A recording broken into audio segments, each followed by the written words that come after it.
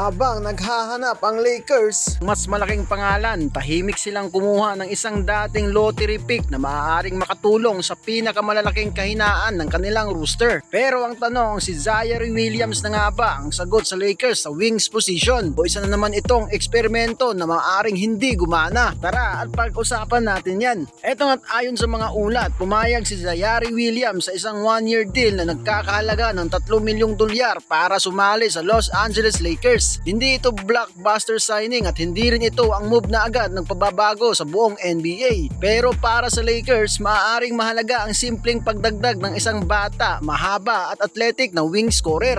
Ang deal ay iniulat bilang 1 taon at nagkakahalaga ng $3 million.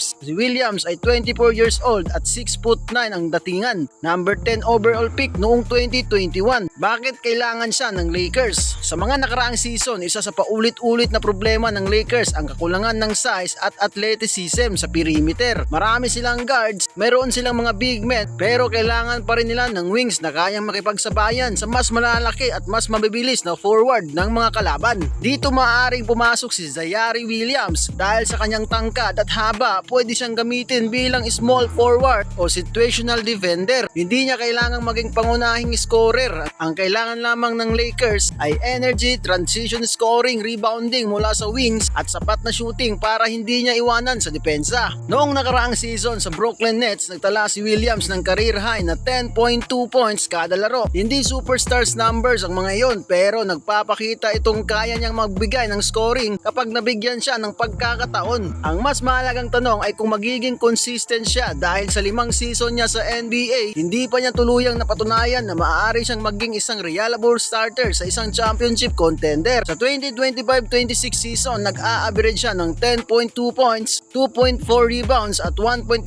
assists kada laro para sa Brooklyn Nets. Bakit low risk ang move na ito? Maganda ang bahagi ng signing na ito dahil maliit lamang ang commitment ng Lakers. 1 taon lang ang kontrata, kaya kung maganda ang laro ni Williams, maaaring makakuha ang Lakers ng productive wings na murang halaga. Kung hindi naman siya nag-click sa sistema, hindi nakatali ang Lakers sa isang mahaba at mabigat na kontrata. Ito ang klase ng move na maliit ang panganib pero may posibilidad na magkaroon ng malaking reward. pero nga magiging malinaw tayo, hindi nangangahulugan na dahil sa 6'9" at dating lottery pick si Williams ay solve na agad ang problema ng Lakers. Kailangan pa rin niyang patunayan ang kanyang shooting, decision making at depensa laban sa mga elite NBA wings. Ang talent ay naroon, ang physical tools ay naroon, pero ang consistency ang dahilan kung bakit hindi pa siya naging permanenteng bahagi ng isang team. Sa final analysis na ito para sa Lakers, hindi nila kailangan gawing star si Zaire Williams. Kailangan lamang nilang ilagay sa tamang role, tumakbo sa transition, dumepensa, kumuha ng open shot at gamitin ang kanyang tangkad. Kung magagawa niya iyon, maaaring hindi siya ang pinakamalaking pangalan na kinuha ng Lakers ngayong offseason, pero posibleng maging isa siya sa kanilang pinakamahalagang bargain signings. Para sa inyo, si Zaire Williams na ba ang sagot ng Lakers sa wing position o kailangan pa rin nilang kumuha ng mas proven na player? I-comment ang inyong opinion sa baba at huwag kalimutang mag-like at mag-subscribe. Isama nyo na rin ang follow mode sa ating mga social media account. Salamat sa panonood. Peace out mga kapas break.